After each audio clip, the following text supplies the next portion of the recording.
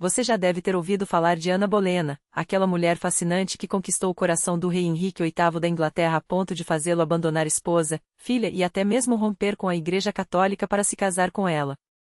Mas você sabia que ela também foi mãe de uma das monarcas mais icônicas da história britânica, a Rainha Elizabeth I? A vida de Ana Bolena foi tudo, menos monótona.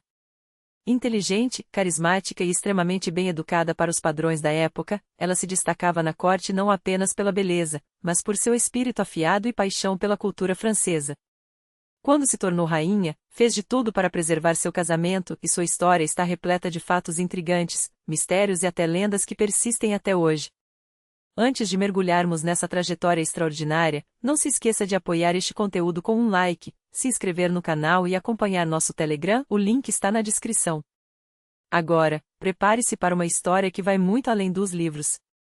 Ana não foi a primeira Bolena a chamar a atenção de Henrique VIII.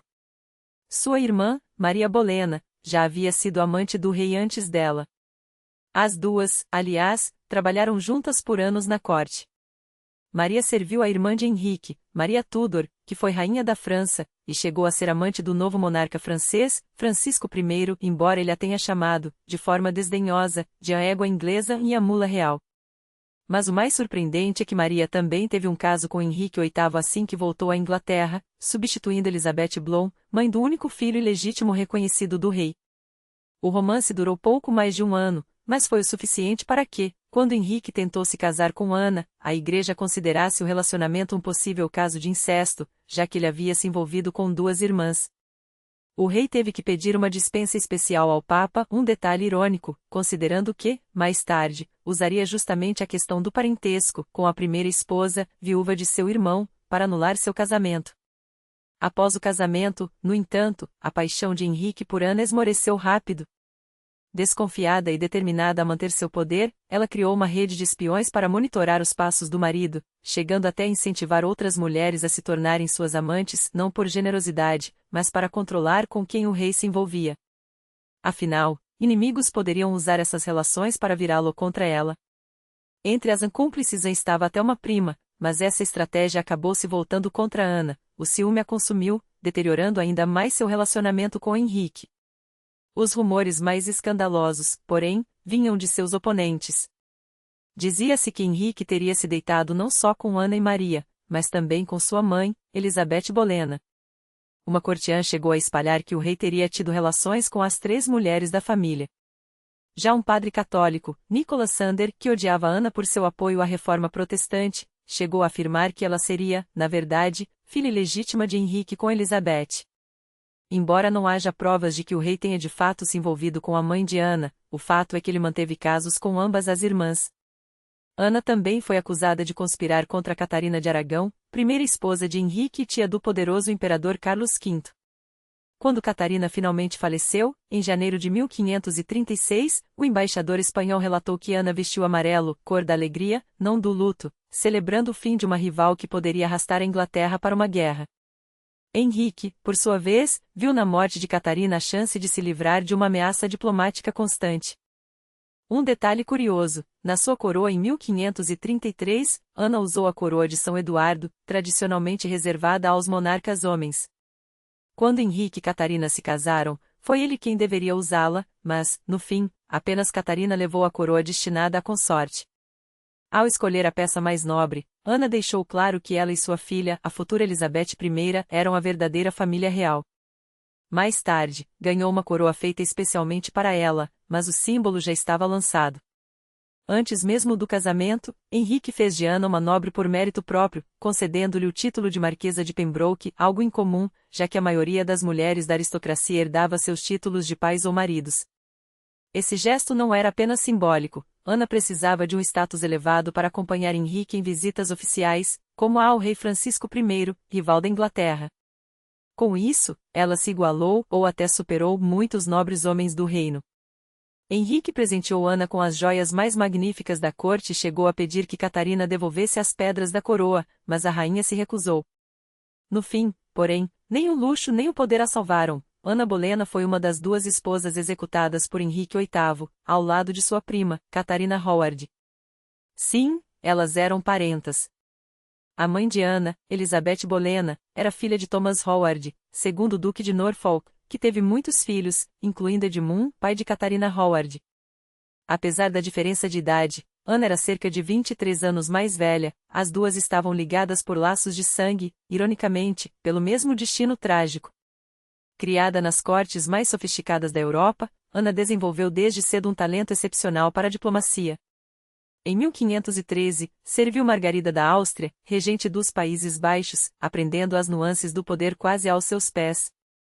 No ano seguinte, foi para a França servir Maria Tudor, rainha consorte, e, após a morte do rei Luís XII, permaneceu na corte francesa a serviço da nova rainha, Cláudia. Sua afinidade com a cultura francesa e seu domínio do idioma se tornariam armas valiosas mais tarde.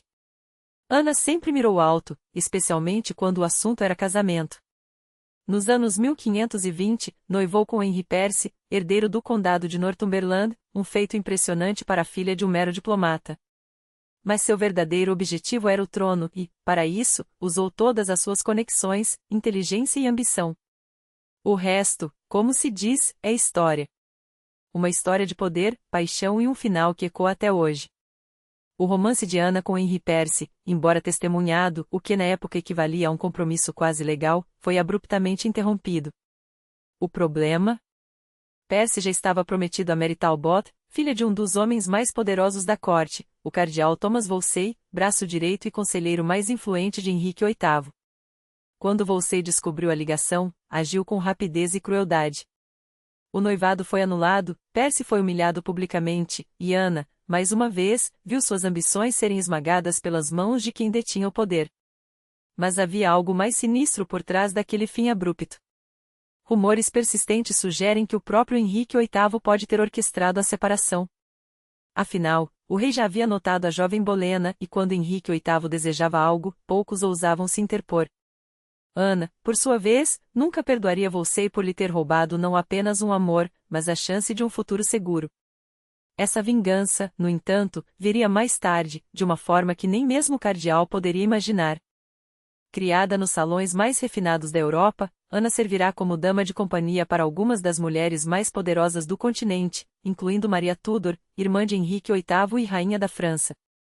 Foi nesse ambiente de intrigas e sofisticação que ela aprendeu a arte da persuasão, o valor da elegância e, acima de tudo, como usar sua inteligência para navegar em um mundo dominado por homens. Sua irmã, Maria Bolena, já havia sido amante do rei, um escândalo que, ironicamente, abriu caminho para Ana.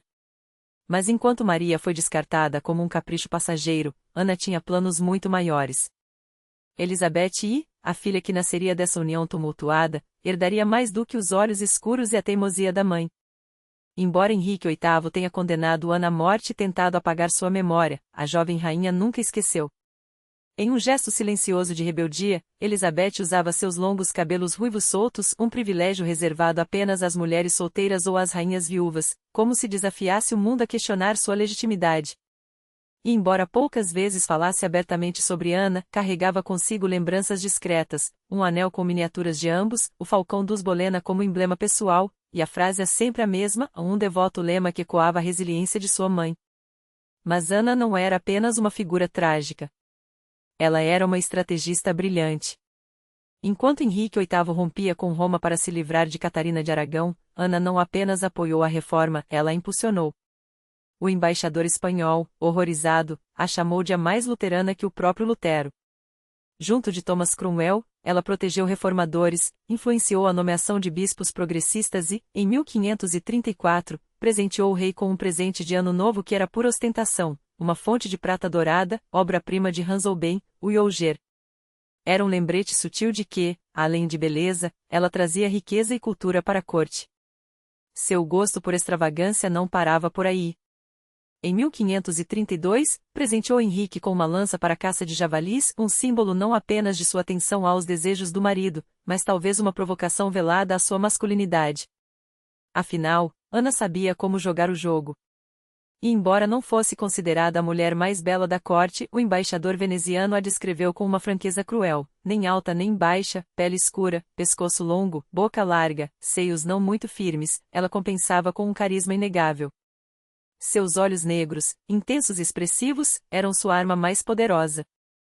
Como um cortesão observou, Senhora Bolena não é a mais formosa, mas sua graça e eloquência ofuscam qualquer outra. Sua família, uma mistura fascinante de ambição e nobreza decadente, era o retrato perfeito da ascensão social na Inglaterra Tudor. Seu pai, Thomas Bolena, era um diplomata astuto que, de origem modesta, casou-se com Elizabeth Howard, filha do poderoso Duque de Norfolk. Enquanto seu avô havia sido um simples comerciante, Thomas soube manobrar nas sombras do poder até se tornar Conde de Wiltshire, um título que, na verdade, deve mais à filha do que a si mesmo. Quando Henrique VIII decidiu se livrar de Ana, foi com uma crueldade calculada. Contratou um carrasco francês, especialista em execuções rápidas, para que sua morte fosse limpa. Dizem que, ao subir ao cadafalso, Ana brincou que o povo a lembraria como a rainha sem cabeça, uma ironia amarga, mas também sua última vingança. Se Henrique queria apagar sua memória, falhou miseravelmente. Os boatos sobre sua aparência, o dedo extra, as marcas de nascença, os supostos sinais de bruxaria foram inventados para justificar sua execução. Um século depois, um manuscrito atribuído a Thomas Wyatt, seu antigo admirador, descreveu apenas um pequeno sexto dedo e algumas marcas no corpo, detalhes distorcidos pelo tempo e pelo ódio. Mas a lenda de Ana Bolena não se limita a calúnias. Seu espírito, dizem, ainda vaga pelos lugares que marcou, no castelo de Hever, onde cresceu. Testemunhas juram ter visto uma mão fantasmagórica pairando no ar, no Torre de Londres, onde foi executada, guardas relatam sombras que se movem onde nenhuma luz deveria estar. Ana Bolena foi muito mais do que uma vítima ou uma vilã. Foi uma mulher que desafiou um rei, moldou uma nação e deixou um legado que sobreviveu à fogueira da história. Sua filha, Elizabeth I, governaria um império. Sua ambição, seu estilo e até seus erros redefiniram o que significava ser rainha. E se hoje seu nome ainda provoca fascínio, é porque, no fundo, todos reconhecemos, o mundo pertence àqueles que ousam desejá-lo.